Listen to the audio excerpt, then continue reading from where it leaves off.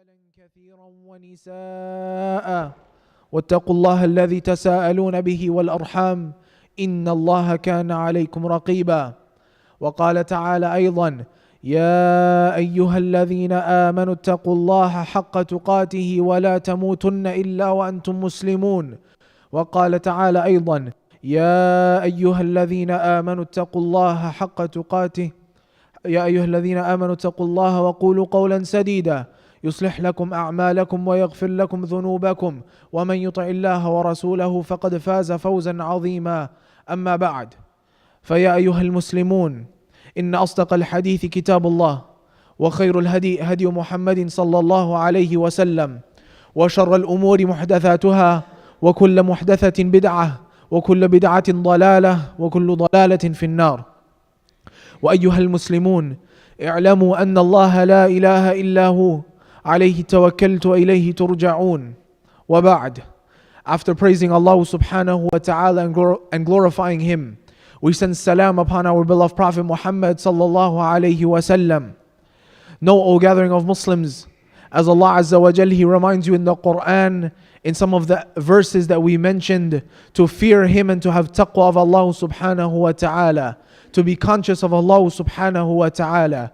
I advise myself and I advise you to be in this state as much as possible and at all times. Know that Allah subhanahu wa ta'ala is aware of that which you do in any place that you may be and at any time.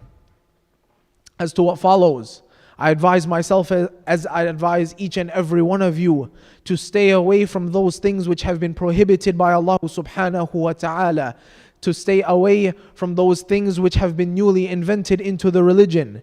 And undoubtedly, you will find these things that have been prohibited and newly invented into the religion, forms of misguidance. You will find them surely in the hellfire. May Allah subhanahu wa ta'ala protect us from that. Ameen.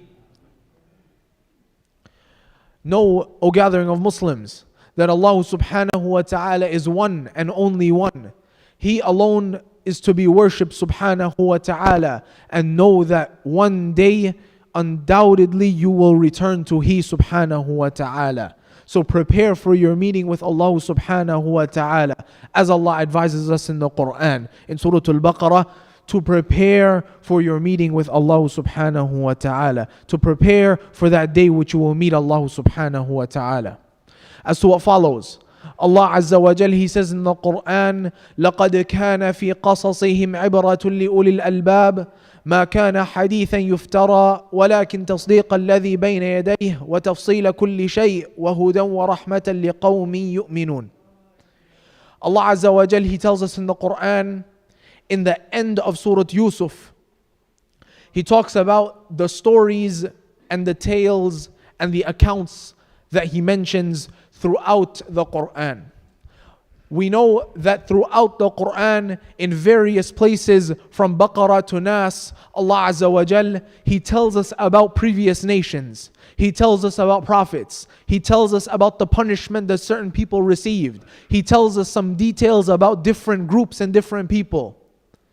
And in the surah that we're mentioning specifically, Surah Yusuf, Allah Azza wa Jal uses this surah and tells us the entire story of one of His prophets. But this ayah that we mentioned, Allah subhanahu wa ta'ala, He's telling us and He's letting us know and He's informing us that these stories that you hear, these stories that are told, they're not bedtime stories. They're not something that you just tell your kids as a nice story. Let's talk about the prophet. No, it's not just for this purpose. Rather, these stories are true stories. They're true accounts, things that happened in the past. And these stories also affirm the previous revelation, the previous scriptures. These stories affirm what happened in the past. And these stories are a means of guidance for you. And it is an explanation for you. And it is a mercy to those who believe. That's the condition of the stories that Allah subhanahu wa ta'ala mentions in the Quran. So it's not something to be just taken lightly. It's not something to just, we tell a nice story and it sounds really nice and everyone is happy. No. Rather, each and every one of these stories has lessons within them. And these lessons are very, very important for us in our daily lives. Among the stories that Allah subhanahu wa ta'ala mentions in the Quran, there is one which is told the most throughout the entire Quran. There's one story, one prophet who's talked about, and his story is told the most throughout the Quran. You will find his story throughout the Quran from Alif Lam Mim all the way to Juz Amma. You will find stories and accounts of this prophet and his nation. And this is without doubt the Prophet Musa alayhi salam. So today, inshaAllah ta'ala, we want to take some lessons from different parts of the story of Musa. And inshaAllah, these are lessons that we can incorporate into our lives. And these are lessons that are going to be of benefit for us, especially going into the month of Ramadan. First and foremost, understand that each and every one of us is in a position of being favored by Allah subhanahu wa ta'ala, because Allah has guided us to Islam. Allah has guided us to Islam. Many of us, we've been born Muslim, and some have accepted Islam after being of a different belief and a different faith. Either way, the one who has accepted Islam and the one who has been guided, they have a certain level and a certain position, and they have been favored by Allah subhanahu wa ta'ala. Know that everyone who sees the signs of Allah subhanahu wa ta'ala, and everyone who is called to believe in Allah subhanahu wa ta'ala, they are not the same people who accept. It's not necessary, or it's not necessarily the one who hears the message always accepts it. And it's not necessarily the one who sees the signs that always accepts. Take the incident of Musa being in the court of Fir'aun with Fir'aun's sorcerers and magicians. Fir'aun, he calls and he gathers his people, and he says that Musa, he's gonna come and we're gonna have our sorcerers, they're going to be there, and it's Yawm Zina. He invited them all, so everyone is there. And these sorcerers, they did their magic and their sorcery, and they made their ropes and their sticks and their pieces of wood and their staffs appear to be moving and appear to be snakes, and they did their magic. And Allah subhanahu wa ta'ala inspired Musa to throw down his staff. And then through the miracle of Allah subhanahu wa ta'ala, he turned it into a snake. And what happened when all of the sorcerers saw what Musa had done? Each and every one of them fell into prostration. Each and every one of them fell into sujood, and they said, we believe. We believe in the Lord of Musa and Harun.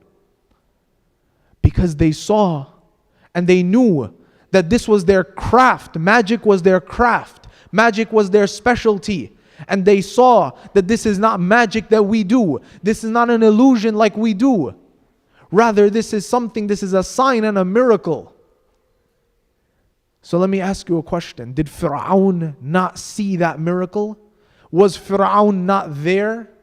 Didn't he witness as well what took place? But what did he do? Fir'aun, he didn't also believe along with the magicians. Rather, Fir'aun, he increased in his disbelief. Rather, Fir'aun, he said, I'm going to cut your hands off and I'm going to cut your feet off and I'm going to crucify you to the magicians. And what did the magicians say? They say, okay, no problem. What's with the Lord of Musa, what's with Allah subhanahu wa ta'ala is better than what we have with you anyway. They were firm in their faith after seeing the sign and after being called. Fir'aun, who saw the same sign, Fir'aun, who was in the same place, he increased in his disbelief. He increased in his shirk. He increased in his arrogance. So be grateful for the fact that you've been guided after seeing, after reading the Quran, after being told about the message, after hearing something, after reading something. Be grateful that you've been guided, because not everyone that sees and witnesses and is called is guided. The second lesson, once you have that belief in Allah subhanahu wa ta'ala, you also need to remain reliant and trust in Allah subhanahu wa ta'ala. When Musa and Bani Israel are fleeing from Fir'aun and his army, what did the people who are with Musa exclaim and tell Musa? They said, we're being overtaken. Fir'aun and his people, they're right behind us. Allah subhanahu, He mentions in Surah Al-Shu'ara, they're right behind us, they're coming behind us. What are we going to do? Musa, he said, don't worry about it. قال كلا إن ربي معي he says قال كلا إن معي ربي سيهدين. He said that my Lord, my Rabb, He's with us, He's going to guide us, don't worry about it. Musa having strong reliance in Allah subhanahu wa ta'ala. Musa not wavering in his faith when it comes to Allah subhanahu wa ta'ala. How many times do we flip-flop when it comes to things? Things that are, a situation, there might be 2 options or 3 options. There's good, there's bad. We think about it, we're pondering about it. We make dua, but we're still worrying about it. We're still, flip-flopping between decisions. We don't have that reliance and that trust in Allah subhanahu wa ta'ala that we need to have. Understand that when it comes to your money, that comes from Allah subhanahu wa ta'ala. Understand that when it comes to what you're going to have, how long you're going to live, your health and all of these things, undoubtedly you have to take care of it. You have to work on it. But these things, they come from Allah subhanahu wa ta'ala. So have firm reliance in Allah subhanahu wa ta'ala. And when you're in a state of distress and you're in a state where you don't know what's going to happen or what you should do, then turn to the one who has control over all of these things. So Musa, he said, don't worry about it. Allah is going to guide us. Allah is going to take care of us. So don't underestimate dua in your life. And this is the third point. Don't underestimate dua in your life. We're going to take a couple of examples. The first example, Surah Al-Qasas, Allah subhanahu wa ta'ala, He mentions that when Musa went to Madian, right? When Musa went to Madian, he encountered some women. And he helped these women to water their animals. He helped them to water their animals. And then he withdrew and he sat. What was the condition of Musa in this time of his life?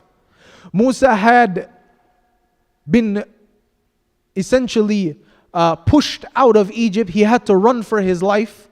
So he was on the run. And he went to these people. He is in need himself. And what does he do? He helps them. Then what does he do? He sits, he lets them go, right? 2 women with all of this cattle. Surely he could have taken some advantage had he wanted to. Because he already was in debt. They were already in debt to him after he helped them. He went and he sat. And he makes dua to Allah subhanahu wa ta'ala. And he says very beautiful, profound dua. And this is something that we need to incorporate into our Ramadan plan. Musa, he says to Allah subhanahu wa ta'ala, "Oh my Lord, I am in need of whatever good you can give to me, you will give to me. Whatever good you can give to me. Because I'm faqir. I'm in a low, very low position. I don't have anything." Musa becoming low and submitting himself in front of Allah subhanahu wa ta'ala. You want your dua to be impactful and mean something? You have to ask from a place where you are faqir and Allah subhanahu wa ta'ala is ghani. Allah is able to give you whatever you want. Allah is the one who's in control. Incorporate this into Ramadan, which is coming. When you're making dua to Allah subhanahu wa ta'ala for whatever it is that you want, understand that Allah Azza wa Jal is able to give you whatever you desire. And Allah answers the dua of the one who is in need. Surely we are in need of Allah subhanahu wa ta'ala. Surely we are those who make sins and commit wrong. Allah is the one who has the power and the ability to forgive us, to rectify our affairs. But we need to turn to Allah subhanahu wa ta'ala. What happened after Musa turned to Allah subhanahu wa ta'ala and says that I'm in need, I'm in a position, I have nothing, I'm in need of whatever good you could give me. Allah Azza wa Jal, He tells us in the next few ayahs in Surah Al-Qasas, Musa, he gets a place to stay. He gets work, to take care of certain affairs, and he also gets a wife out of the situation. Turning to Allah subhanahu wa ta'ala, asking Allah subhanahu wa ta'ala from a place of need and a place of desperation, Allah opened many doors for Musa. The next point that we want to mention: be steadfast in your faith. Bani Israel, throughout their story, many different incidents, they always wavered. After Allah subhanahu wa ta'ala had showed them clear signs, after Allah saved them from Fir'aun and his army, what did they do? They go into the desert, and immediately as Musa is called away to go to the mountain, they start to take up an idol. They start to worship something other than Allah subhanahu wa ta'ala. They said, make for us an idol like these other people have. And they made their idol, and they had their idol and they were worshipping. When Allah subhanahu wa ta'ala gave Bani Israel food from Jannah, what did they say? No, we want things that we know about. We want, grains and these type of things. Allah is giving them, Allah is showing them, Allah is favoring them. Yet, they always waver, and they always, they want something else. They want to see another sign. They want to do, always questioning the decree of Allah subhanahu wa ta'ala. Always pushing the limit and always wanting, more in a certain regard. We should always ask. We can ask for more. But in this situation, what these individuals were doing, pushing and testing the limits of Allah subhanahu wa ta'ala, this is not something that we should do. Don't be from people who want to push the limits and the power of Allah subhanahu wa ta'ala. Don't be from people who want to push the power and the limits of Allah subhanahu wa ta'ala. Like previous nations, when they said, okay, to their prophet, if your Lord is promising us this punishment, let him send it. Send it. Pushing the limits and challenging Allah subhanahu wa ta'ala. How do you think that's going to turn out? The next point that we want to mention, again, coming back to the idea of dua. We understand that we have to make dua. We understand that we have to make dua from a place where we are submitting to Allah subhanahu wa ta'ala. We understand that. We have to make dua from the heart. We understand that. Dua without action is missing something. You have to do and make the dua. If you want a job, you need to be filling out applications. You need to be looking. You need to be searching and making dua. You want something done, you need to also make an effort for it. Understand this from the story of Prophet Musa. When Musa and Bani Israel reach the sea, what's in front of them? They have this huge body of water that they can't get across, that's blocking their way. This is a problem for them. This is an obstacle that they can't go over, they can't go through, they can't wait right there, because behind them is Fir'aun and his army. What are they going to do? This is a situation where they're in need of Allah subhanahu wa ta'ala. Of course Musa makes dua to Allah subhanahu wa ta'ala. Of course Musa is a prophet of Allah subhanahu wa ta'ala. Does Allah not have the power to move and to split the sea on His own? Undoubtedly Allah has that power. Allah can do as He wishes, how He wishes. But what does Allah command Musa with? Allah commands Musa to strike the water with his staff, with his stick. Let me ask you a question. Did the stick split the water, or did Allah subhanahu wa ta'ala split the water? Undoubtedly Allah split the water. Allah split the sea. But Allah still instructed Musa to do something. Allah still instructed Musa to make that effort. Allah still instructed Musa to do his part. The rest is from Allah subhanahu wa ta'ala. Everything is from Allah subhanahu wa ta'ala, but we just need to have that little bit of effort. The next point that we want to mention as we close. Sometimes in order to better yourself, sometimes in order to put yourself in a better situation, you need to leave where you are.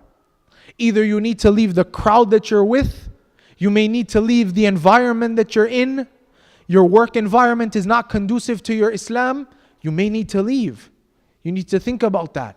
If your school environment, your kids' school environment is not conducive to the upbringing you want for them, for the life that you want them to live, you may need to take them out of the public school and you may need to put them in the Islamic school.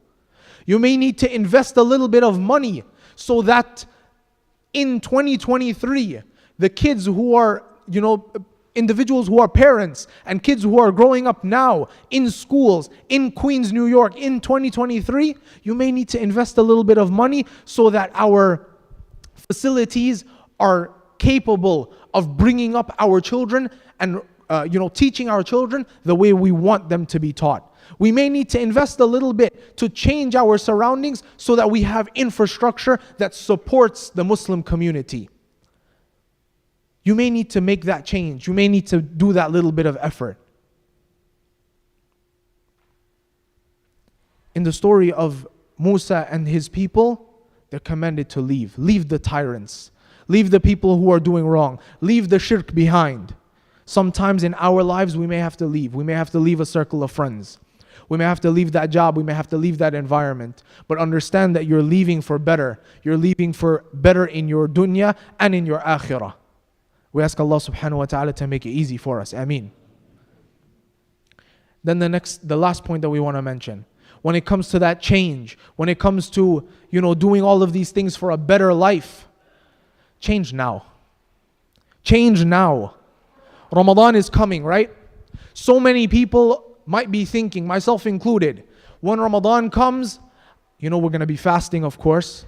We're going to be praying extra. We're making, resolutions. We're making plans that we're going to be in the masjid more. We're going to pray our fara'id in the masjid. We're going to pray extra sunnah. We're going to pray in the night taraweeh. We're going to pray, extra nawafil. We're going to do so much. We're going to recite the Quran. We're going to do khatam of Quran. We're going to do so many different things. We're going to give charity. We're going to be good. We're going to do all of these good actions. We're planning for that. But no one was promised that Ramadan is going to reach them. No one was promised that they're going to reach Ramadan. So why wait? Start to make those changes now. Start to make those changes in your life now. What happened to Fir'aun? Fir'aun is drowning in the sea, gasping for air, and he exclaims that he believes in the Lord of Musa. Too little, too late. Don't be from those people who don't do anything, who don't take the proper precaution, who don't take the proper preparation. And then a time comes where it's too late. A time comes when you can't do anymore. A time comes when your ability to do is taken away from you. A time comes when your life is taken away from you. And the last thing that we want to mention, an example with regards to this. Think about it like a race. What is the strongest part of the race? What is the part of the race where you're giving all of your energy, you're leaving nothing in the tank, you want to, do your best? That's going to be the end of the race. The last part of the race is where you run, or you whatever kind of race it is, you exhaust all effort in the end of the race. When you're done, you don't want to have anything left in your tank. You want to say, I did my best. So that's the strongest part of the race. That's the part where you're going to do the best. You're going to do as much as you can. What's the part of the race where people can slip up, can falter, can make some mistakes? That's going to be the beginning of the race. Maybe you got a late start. Maybe you stumped your toe. Maybe you tripped a little bit. So many different things could happen at the beginning of that race. So what I'm saying and what I'm advising myself and you, use these few days that we have now and get a running start. Work out the kinks from early. Start to fast extra. Start to recite your portion of the Quran. Start to do these different things that you would do in Ramadan. Start doing them now. Start to do good. Start to pray extra sunnah, whatever it might be. Start now. So that way, when you get a running start, you work out any issues that you might have, and also you're banking for your akhirah from now. Nobody promised that we're going to reach Ramadan. We ask Allah subhanahu wa ta'ala to make us from those who witness Ramadan. Ameen. But no one promised us that. So work from now, banking for your akhirah. We ask Allah subhanahu wa ta'ala to make us from those who listen and apply. We ask Allah subhanahu wa ta'ala to make us from the people of Jannah. أقول قولي هذا وأستغفر الله لي ولكم ولسائر المسلمين فاستغفروه إنه هو الغفور الرحيم.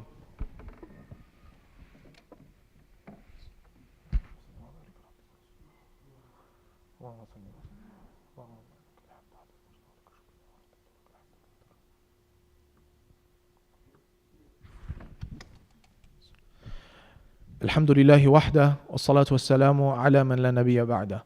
قال تعالى في كتابه الكريم بعد أعوذ بالله من الشيطان الرجيم إن الله وملائكته يصلون على النبي يا أيها الذين آمنوا صلوا عليه وسلموا تسليما اللهم صل وسلم وبارك على عبدك ورسولك ونبينا محمد وارض اللهم من خلفائه الأربعة أبا بكر وعمر وعثمان وعلي وعن سائر الصحابة والتابعين ومن تبعهم بإحسان إلى يوم الدين. اللهم أعز الإسلام والمسلمين. اللهم أعز الإسلام والمسلمين. اللهم انصر إخواننا المسلمين في كل مكان يا رب العالمين.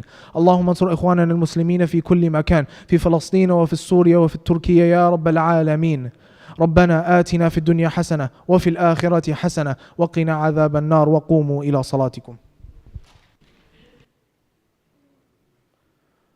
الله أكبر الله أكبر أشهد أن لا إله إلا الله أشهد أن محمدا رسول الله حي على الصلاة حي على الفلاح قد قامت الصلاة قد قامت الصلاة الله أكبر الله أكبر لا إله إلا الله.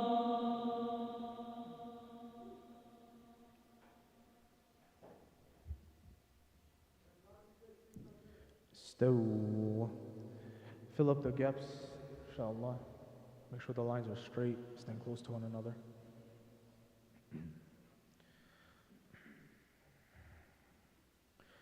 Allahu Akbar.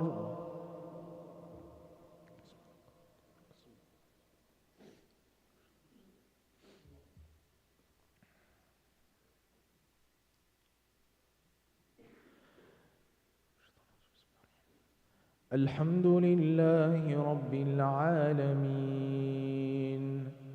الرحمن الرحيم مالك يوم الدين إياك نعبد وإياك نستعين اهدنا الصراط المستقيم صراط الذين أنعمت عليهم غير المغضوب عليهم ولا الضالين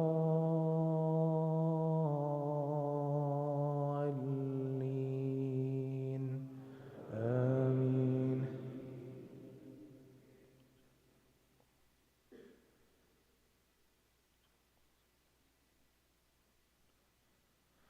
لقد جاءكم رسول من أنفسكم عزيز عليه ما عنتم حريص عليكم بالمؤمنين رؤوف رحيم فإن تولوا فقل حسبي الله لا إله إلا هو عليه توكلت وهو رب العرش العظيم. الله أكبر.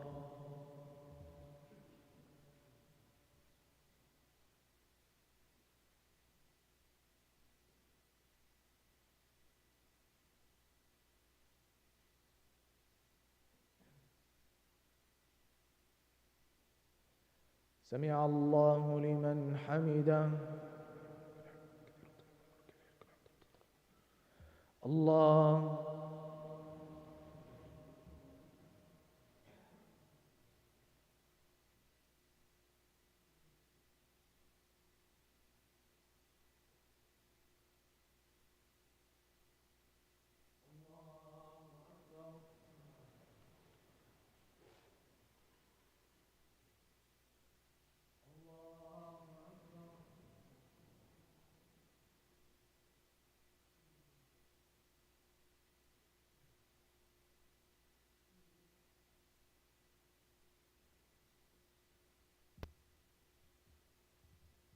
الله أكبر. بسم الله. الحمد لله رب العالمين الرحمن الرحيم مالك يوم الدين إياك نعبد وإياك نستعين اهدنا الصراط المستقيم صراط الذين أنعمت عليهم غير المغضوب عليهم ولا الضالين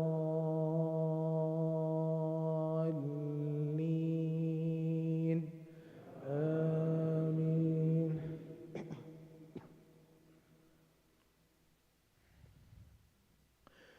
سبحان ربك رب العزة عما يصفون وسلام على المرسلين والحمد لله رب العالمين.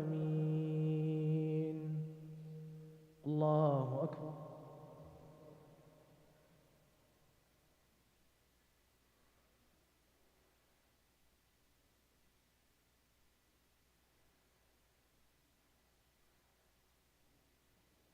سمع الله لمن حمده.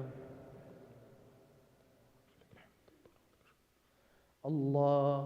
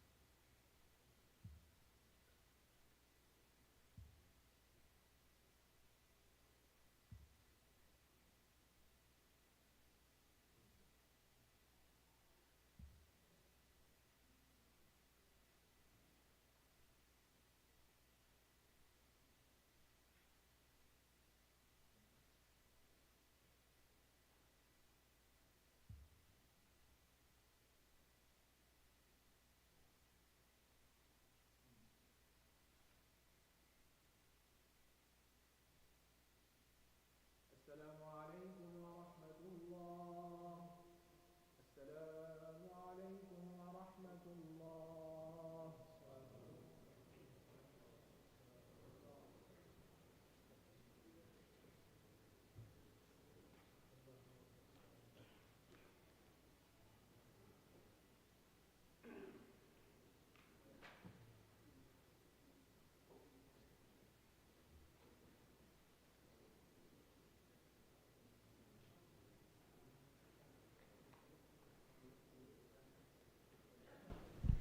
السلام عليكم ورحمة الله. Jazakallah khairan, Brother Saeed, for this wonderful khutbah about Prophet Musa and the life lessons. Inshallah, we all take the lessons from this and make the most of it. Inshallah, please support our Wellspring schools. They're raising money to functioning of the school, selling chicken tikka with rice and chai in front of the masjid. So you can see them in the front. Inshallah, we're continuing with our NYCMC Uplift program. Today at 5:30 p.m. This is every Fridays. It will be on pause for the month of Ramadan. You guys will get more information on that as time comes closer. The Uplift Brainworks workshop for parents will begin on Wednesday, March 15th. That will be week 1, which will be about communication. You can sign up. There's a barcode there, or you can visit nycmuslimcenter.org/BW. Monday Night Boost is off on this Monday. Inshallah, we'll keep you guys updated on when it will return. Spring 2023 Quran Arabic. It'll be this Sunday, inshallah, at Masjid Isa, taught by Ustad Rifat Islam. If you haven't signed up, you can scan the barcode or you can go to fcad.org, inshallah. Every day we have our children's Quranic memorization program. In person is full. So if you guys would like to enroll your kids, they can join the virtual classes for boys and girls, beginner and intermediate. The teachers are Ustadha Maha Al-Ubaidi and Ustad Mustafa Abdul Rahman. You can scan the barcode, and you could also visit masjidisa.org/programs. Our prayer times for March 2023, Fajr Salah at 5:30 a.m., Dhuhr at 1:15 p.m., Salatul Asr at 3:40, Maghrib Salah 7 minutes after Adhan, and Isha Salah 7:30 p.m. inshallah. May Allah reward you and take everybody home back to this safely inshallah. Assalamu alaikum wa rahmatullah.